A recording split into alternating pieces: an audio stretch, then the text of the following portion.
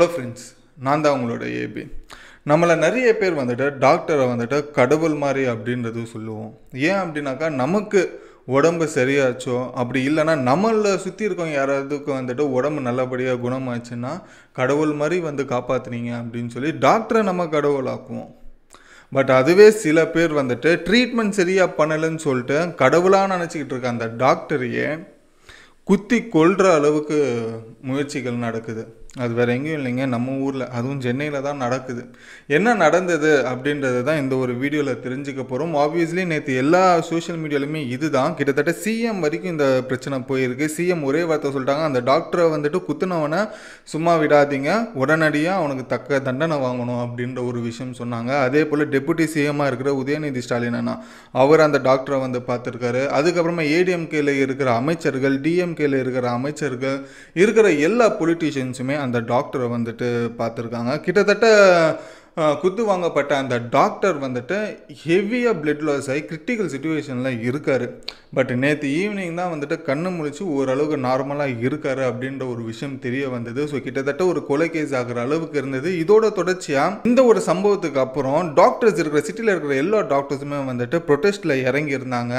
அப்படி அவங்க இறங்கினதுக்கு அப்புறம் அது மிகப்பெரிய ஒரு ப்ரொட்டஸ்ட்டாக மாற இருந்தது. பட் அதுக்குள்ளேயே நம்மளோட உதயநிதி ஸ்டாலின் அண்ணா ஓரளவுக்கு சமாதானமாக பேசி இந்த ஒரு ப்ரொட்டஸ்ட்டை இப்போதைக்கு தற்காலிகமாக ஓரளவுக்கு கண்ட்ரோலுக்கு கொண்டு வந்திருக்காங்க அப்படின்ற ஒரு விஷயம் தெரிஞ்சது. ஸோ நேற்றுக்கு சென்னையில் இல்லை, தமிழ்நாடு முழுக்க ஒரே ஒரு விஷயம் பேசப்பட்டது. என்னன்னா, டாக்டர் எதுக்காக தாக்கப்பட்டார், அந்த பையன் எதுக்காக ஒரு டாக்டரை குத்தி இருக்கான் அப்படின்றது, அந்த பையன் பின்னாடி இருக்கிற பிரச்சனை என்ன, அந்த பையன் பின்னாடி இருக்கிற உண்மை என்ன, டாக்டர் எதுக்காக இதில் சம்மந்தப்பட்டு இப்போ அவரோட நிலைமை என்ன அப்படின்றது தான் எல்லா ஒரு விஷயத்தையுமே இந்த ஒரு வீடியோவில் வெறும் 10 நிமிஷத்தில் சிம்பிளாக ஷார்ட் அண்ட் ஸ்வீட்டாக தெரிஞ்சுக்கலாம். ஸோ வாங்க வீடியோக்குள்ளே போகலாம். நான் தான் உங்களோட AB and welcome to our channel. இன்னும் நம்ம சேனல் சப்ஸ்கிரைப் பண்ணலாம், உடனே சப்ஸ்கிரைப் பண்ணிக்கோங்க. அப்போ தான் உலகத்தில் நடக்கிற ரொம்ப ஒரு முக்கியமான பல விஷயங்களை நீங்கள் வெறும் 10 நிமிஷத்தில் தெரிஞ்சுக்கணுன்னா அதுக்கு உங்களோட சப்போர்ட்டை சப்ஸ்கிரைபுன்ற ஒரு விஷயத்தில் காமிச்சிக்கோங்க. அப்போ தான் உலகத்தில் என்ன நடக்குதுன்றது நீங்கள் வெறும் 10 நிமிஷத்தில் ஈஸியாக புரிஞ்சிக்கலாம். ஸோ ஃபர்ஸ்ட் விஷயம் எங்கேருந்து ஆரம்பிக்கலாம் அப்படின்றது பார்த்தோன்னா, இந்த ஒரு சம்பவம் நடந்த இடம் எங்கே அப்படின்னாக்கா, சென்னையில் இருக்கிற கிண்டியில் கலைஞர் சானிட்டரி கவர்மெண்ட் ஹாஸ்பிட்டல் அப்படின்றது ஒன்று இருக்குது. இந்த ஹாஸ்பிட்டல் கிட்டத்தட்ட 200 கோடி ரூபாய் பட்ஜெட்டில் கட்டப்பட்டது. போன வருஷம் நம்ம ஓப்பன் பண்ணியிருந்தாங்க. ஸோ ஒரு புது ஹாஸ்பிட்டல் இப்போ ஓப்பன் பண்ணி நிறைய ட்ரீட்மெண்ட்ஸ் நடந்துட்டு இருக்கு, நிறைய பேஷண்ட்ஸ் போய்கிட்டு இருக்காங்க. ஸோ அந்த ஒரு ஹாஸ்பிட்டலில் ரொம்ப ஒரு முக்கியமான டாக்டராக இருந்தவர் தான் டாக்டர் பாலாஜி ஜெகநாதன்.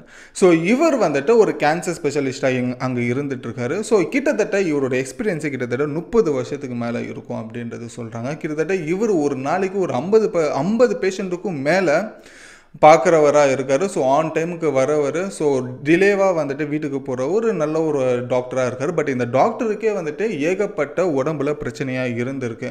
அவர் உடம்புல சின்னதாக ஏதாச்சும் ஒரு கீறல் இருந்தால் கூட இரத்தப்போக்கு அதிகமாக இருக்கும் அப்படின்ற ஒரு விஷயம்தான் இந்த டாக்டர் பாலாஜிக்கு இருக்குது. ஸோ அந்த மாதிரி இவரே ஒரு பேஷண்ட்டாக இருக்கும்போது, அப்படி இருக்கிற சூழ்நிலையில் நேற்றுக்கு என்ன நடந்தது அப்படின்னாக்கா, நேற்று விக்னேஷ் அப்படின்னு சொல்லப்படுற ஒரு 26-27 வயசு பையனுக்குள்ளே இருப்பான். ஸோ அந்த 27 வயசுக்குள்ளே இருக்கிற பையன் இந்த ஒரு டாக்டரை போய் மீட் பண்ணியிருக்கான். இந்த ஒரு டாக்டரை போய் மீட் பண்ணும்போது அந்த டாக்டரோட ரூமுக்கு உள்ளே போயிட்டு தாப்பால் போட்டு அந்த டாக்டர்கிட்ட கிட்டத்தட்ட ஒரு 15 நிமிஷம் என்னமோ பேசியிருக்காங்க. 15 நிமிஷத்துக்கு அப்புறமா ஒரு மிகப்பெரிய ஒரு சவுண்ட் ஒன்று வருது அந்த ரூமுக்கு வெளியில் இருந்த சில பேஷண்ட்ஸும் அதுக்கப்புறமா நர்சஸுமே இருப்பாங்க. ஸோ அவங்க என்ன ஏது அப்படின்றது பார்க்கும்போது டக்குன்னு அந்த டோர் ஒன்று ஓப்பன் ஆகுது. ஓப்பன் பண்ணதுக்கப்புறமா உள்ளே போன அந்த விக்னேஷ் பையன் ரத்த படிஞ்ச ஒரு கத்தியோட வெளியில் வரான். வெளியில் அசால்ட்டாக நடந்து போகிறான். சோஷியல் மீடியாலாம் நீங்கள் பார்த்துருப்பீங்க. அதுக்கப்புறமா என்னாச்சு ஏதாச்சுன்னு பார்த்து நர்ஸு பேஷண்ட்ஸ் எல்லாம் உள்ளே போகும்போது கிட்டத்தட்ட அந்த டாக்டர் பாலாஜி 7 தடவை கத்தியால் கழுத்தில், காதில் அப்படின்னு சொல்லி பல இடங்களில் குத்தப்பட்டு ரத்த வெள்ளத்தில் இருக்கிறத பார்த்துருக்காங்க. ஸோ அப்போ கூட அந்த பையன் ஓடலை, எதுவுமே பண்ணலை. அவன் கத்தியை கையில் வச்சுக்கிட்டு அப்படியே ஸ்ட்ரைட்டாக நடந்து பொறுமையாக நடந்து போகிறான். அதுக்கப்புறமா ஒரு இடத்துக்கு அப்புறமா கத்தியை தூக்கி வெளியில் போட்டுட்டு திரும்பி நார்மலாக நடந்து போகிறான். அப்போ அதுக்கு பின்னாடி இருக்கிற நிறைய பேர் அவனை வீடியோ பிடிச்சிட்டு ஃபோட்டோ பிடிச்சிட்டு வராங்க. அந்த கத்தியை கீழே போட்டதுக்கு அப்புறமா தான் அங்கே இருக்கிற செக்யூரிட்டியே அந்த பையனை பிடிக்கிறதுக்கே முயற்சி பண்ணுறாங்க. அது வரைக்கும் அந்த பையன் பொறுமையாக நடந்து போகும்போது ஒருத்தம் கூட பிடிக்கல. ஸோ இந்த ஒரு பிரச்சனை அங்கே மிகப்பெரிய ஒரு பிரச்சனை பேசி அங்கே இருக்கிற செக்யூரிட்டி கூட அந்த பையனை பிடிக்கிறதுக்காக எந்த ஒரு முயற்சியுமே எடுக்கலை. நிறைய பேர் பப்ளிக் கத்துனதுனால தான் அந்த ஒரு செக்யூரிட்டியை வந்துட்டு நிறைய பேர் அவனை பிடிச்சி பயங்கரமாக அடிச்சிருக்காங்க. அதுக்கப்புறம் போலீஸ்கிட்டையுமே ஒப்படைச்சிருக்காங்க. ஒப்படைச்சதுக்கப்புறமா அதே குத்தப்பட்ட அந்த ஹாஸ்பிட்டலில் இருக்கிற அந்த டாக்டர் பாலாஜியை அதே ஹாஸ்பிட்டலில் இருக்கிற ஐசியூவில் சேர்த்துருக்காங்க. கிட்டத்தட்ட 8 மணி நேரம் பயங்கரமான ட்ரீட்மெண்ட், நிறைய ரத்தப்போக்கு ஆகிடுச்சு. ஸோ கிட்டத்தட்ட அவர் இறந்துருவார் அப்படின்ற ஒரு விஷயம் தான் நினைக்கப்பட்டது. பட் கிட்டத்தட்ட நேற்று ஈவினிங் ஒரு 6 மணி 5 மணிக்கு மேலே அவர் கண்ணை முழிச்சிருக்காரு. கண்ணை முழிச்சதுக்கு அப்புறமா பல மினிஸ்டர்ஸ் அவங்க எல்லாருமே வந்திருந்தாங்க. ஸோ ஜெயக்குமார் சார், ஸோ அதுக்கப்புறமா ஏடிஎம்கே இருக்கிற பல மினிஸ்டர்ஸ், இபிஎஸ் ஐயாவுமே வந்துட்டு இதை பற்றி பேசியிருக்காங்க. அதுக்கப்புறமா இப்போ கரண்ட் கவர்மெண்ட்டாக இருக்கிற உதயநிதி ஸ்டாலின் அவர் வந்து பேசியிருக்காரு. அதுக்கப்புறமா அங்கே இருக்கிற மினிஸ்டர்ஸ் வந்து பேசியிருக்காங்க. இதை தாண்டி இது சிஎம் வரைக்கும் போயிட்டு சிஎம்ஏ வந்துட்டு இந்த டாக்டர் பாலாஜியை பற்றியான ஒரு ட்விட்டர் வந்துட்டு போட்டிருக்காரு எக்ஸ் தளத்தில். ஸோ அதுக்கப்புறமா வந்துட்டு இது சிஎம் அளவுக்கு போனதுக்கப்புறமா இந்த பையனை உடனடியாக தண்டிக்கணும் அப்படின்னு சொல்லி இப்போ அந்த பையன் கஸ்டடியில் இருக்கான், போலீஸ் கஸ்டடியில். அதுக்கப்புறமா டாக்டர் வந்துட்டு கண்ணு முழிச்சதுக்கப்புறமா ஓரளவுக்கு நிலைமை இப்போ சீராக இருக்குது அப்படின்ற ஒரு விஷயம் தெரிஞ்சுது. இந்த ஒரு விஷயம் இப்படி போய்கிட்டு இருக்கிற நேரத்தில் டாக்டர் பாலாஜி வந்துட்டு இந்த மாதிரி தாக்கப்பட்டார், அதுவும் பட்ட பகலில் ஒரு கவர்மெண்ட் ஹாஸ்பிட்டல் இருக்கானா எந்த அளவுக்கு ஒரு செக்யூரிட்டி எங்களுக்கு இருக்குது அப்படின்னு சொல்லி பல டாக்டர்கள் யோசிக்க ஆரம்பித்தாங்க. இதோட தொடர்ச்சியாக டாக்டர்ஸ் அன்றைக்கி மதியானத்துக்கு மேலேயே ப்ரொட்டஸ்ட்டில் உட்கார ஆரம்பிச்சிட்டாங்க.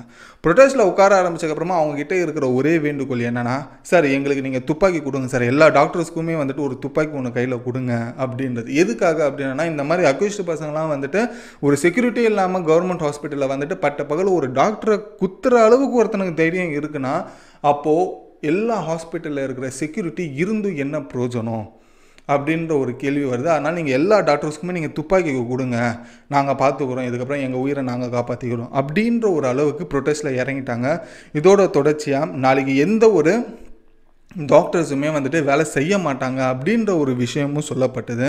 பட் இந்த ஒரு சீரியஸ்னஸ் அளவுக்கு அதிகமாக போனதுனால உடனே நம்மளோட டெப்யூட்டி சிஎம்மாக இருக்கிற உதயநிதி ஸ்டாலின் அண்ணா வந்துட்டு உடனே இந்த டாக்டர் பாலாஜியுமே வந்து பார்த்துட்டு அதுக்கப்புறம் ப்ரொடெஸ்ட் பண்ணுறவங்களையுமே வந்துட்டு சந்திச்சுட்டு பெருசாக இருக்க வேண்டிய ஒரு பூம் ஆக வேண்டிய ஒரு ப்ரொட்டஸ்ட்டை ஓரளவுக்கு கண்ட்ரோல் பண்ணி சமாளித்து வச்சுருக்காங்க அப்படின்ற ஒரு விஷயம் தெரிய வருது. ஸோ இதோட தொடர்ச்சியாக இப்போ சிஎம்முமே வந்துட்டு இருக்கிற எல்லா ஒரு ஹாஸ்பிட்டல்லையுமே செக்யூரிட்டியை பலப்படுத்தணும், போலீஸ்கள் வந்துட்டு எந்நேரமும் இருக்கணும் அப்படின்னு சொல்லி நம்மளோட சிஎம் அவர்கள் வந்துட்டு சொல்லியிருக்காங்க. ஸோ இதெல்லாம் ஒரு பக்கம் இருந்தாலும் பட் குத்துன அந்த விக்னேஷ் பையன் அவன் வந்துட்டு என்னத்துக்கு இதை பண்ணியிருந்தான் அப்படின்றத பார்க்கும்போது அவனுக்கு பின்னாடி இருக்கிற ஸ்டோரியை பார்க்கும்போது அவன் ஃபேமிலியில் இருக்கிறவங்களும் விக்னேஷ் சொன்ன ஒரு விஷயமும் என்ன அப்படின்னாக்கா, எங்கள் அம்மா பேர் வந்துட்டு காஞ்சனா, அவங்களுக்கு கிட்டத்தட்ட நான் ஒரு 6 மாதமாக வந்துட்டு இந்த ஒரு ஹாஸ்பிட்டலில் வந்து நான் ட்ரீட்மெண்ட் எடுத்துகிட்டு இருக்கேன். டாக்டர் பாலாஜி தான் எங்களோட அம்மாவுக்கு ட்ரீட்மெண்ட் எடுத்துக்கிட்டு இருக்காங்க.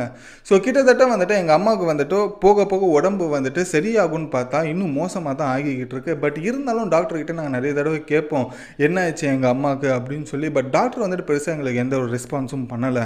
ஸோ இதனால் வந்துட்டு நாங்களும் எவ்வளோ கேட்டு பார்த்தோம். அவர் அடிக்கடி வந்துட்டு எங்களுக்கு மூஞ்சி காட்டுவார், ஸோ விரட்டி அனுப்புவார், ஸோ சரியாக ரெஸ்பான்ஸ் பண்ண மாட்டார். பட் இதனாலே வந்துட்டு எங்களுக்கு ஒரு கோவன்றது ஒன்று இருந்தது. அதுக்கப்புறமா எங்கள் அம்மாவுக்கு ஒரு சின்னதாக உடம்பு சரியில்லைன்னு சொல்லிட்டு பக்கத்தில் இருக்கிற ஒரு ஹாஸ்பிட்டலில் காமிச்சோம், ப்ரைவேட் ஹாஸ்பிட்டலில். அந்த ப்ரைவேட் ஹாஸ்பிட்டலில் போயிட்டு எங்கள் அம்மாவை காமிச்சதுக்கப்புறமா இதுக்கு முன்னாடி நீங்கள் எடுத்த ட்ரீட்மெண்ட்டோட ரிப்போர்ட் எடுத்துகிட்டு வாங்கன்னு சொன்னாங்க. நான் அந்த ரிப்போர்ட் எடுத்துகிட்டு போய் டாக்டர் பாலாஜி கொடுத்த ரிப்போர்ட் எடுத்துகிட்டு போய் அந்த ப்ரைவேட் டாக்டர்கிட்ட போய் கொடுக்கும்போது அந்த டாக்டர் வந்துட்டு உங்கள் அம்மா இந்த மாதிரி வந்துட்டு ரொம்ப சீரியஸ் கண்டிஷனில் இருக்காங்க, இன்னும் சில மாதத்துலேயே வந்துட்டு இறக்கிறதுக்கான வாய்ப்பு இருக்குப்பா, கேன்சர் ரொம்ப பெரிய ஒரு ஸ்டேஜில் போயிடுச்சு அப்படின்ற ஒரு விஷயம் சொன்னாங்க. இதுக்கு முன்னாடி எடுத்த ட்ரீட்மெண்ட்டில் தான் உங்கள் அம்மா இன்னமும் வந்துட்டு ரொம்ப மோசமாயிட்டாங்கன்னு சொல்லி ஒரு வார்த்தை ஒன்று ப்ரைவேட் டாக்டர் சொல்லிட்டாரு இந்த விக்னேஷ் கிட்ட.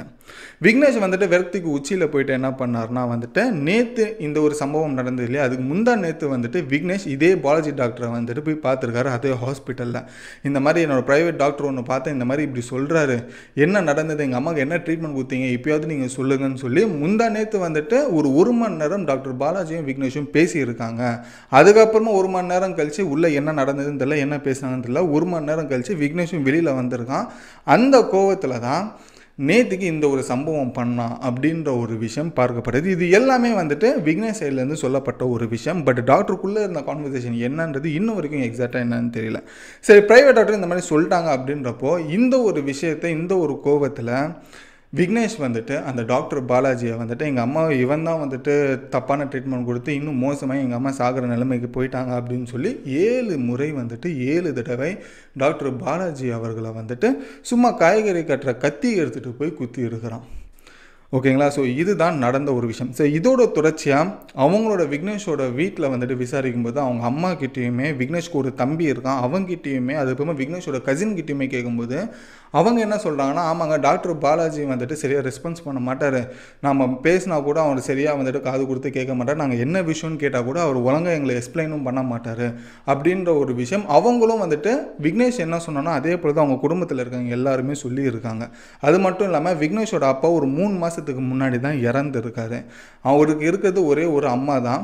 ஸோ அதுக்கப்புறமா தம்பி ஒருத்தங்க. அம்மாவும் இந்த அளவுக்கு வந்துட்டு ரொம்ப மோசமாக போய்கிட்டு இருக்காங்கன்றது பார்த்து அவன் ஒரு விரக்தியில், கிட்டத்தட்ட டிப்ளமா தான் படிச்சிருக்கானா, ஸோ ரொம்ப பெரிய ஒரு விரக்தியில் இந்த ஒரு விஷயத்தை செஞ்சுருப்பான். முழுக்க அவன் செஞ்சது அவங்க அம்மாக்காக மட்டும்தான். இதுக்கு முன்னாடி வந்துட்டு அவன் எந்த ஒரு தப்பும் பண்ணலை, அவன் மேலே எந்த ஒரு கேஸும் இல்லை, அவன் ஆக்சுவலி ஒரு அக்யூஸ்டே கிடையாது, அவன் ரொம்ப நல்ல பையன். பட் என்னன்னா இந்த மாதிரி அம்மாவோட பாசத்தினால இந்த ஒரு தப்பை பண்ணிட்டான் அப்படின்ற ஒரு விஷயம் அவங்க குடும்பத்தில் இருக்கிறவங்க எல்லாருமே இதை பற்றி சொல்கிறாங்க.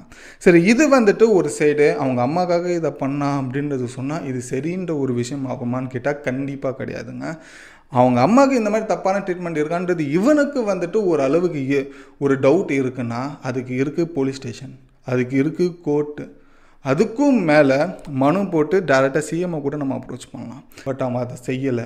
அது ரொம்ப பெரிய ஒரு தப்பான ஒரு விஷயம், தப்பான ஒரு முன் உதாரணமும் கூடவே வந்துட்டு இப்போதைக்கு விக்னேஷ் மேலே இருக்குது. ஸோ இதுக்கு அவன் தக்க தண்டனையுமே அவனுக்கு கொடுப்பாங்க. இப்போ வரைக்கும் கூட விக்னேஷ் என்ன சொன்னால், நீங்கள் நான் என்ன வேணால் பண்ணிக்கங்க, எங்கள் அம்மாவோட உயிரை மட்டும் காப்பாற்றுங்கன்னா விக்னேஷோட ஒரே கோரிக்கையாகவுமே இருக்குது.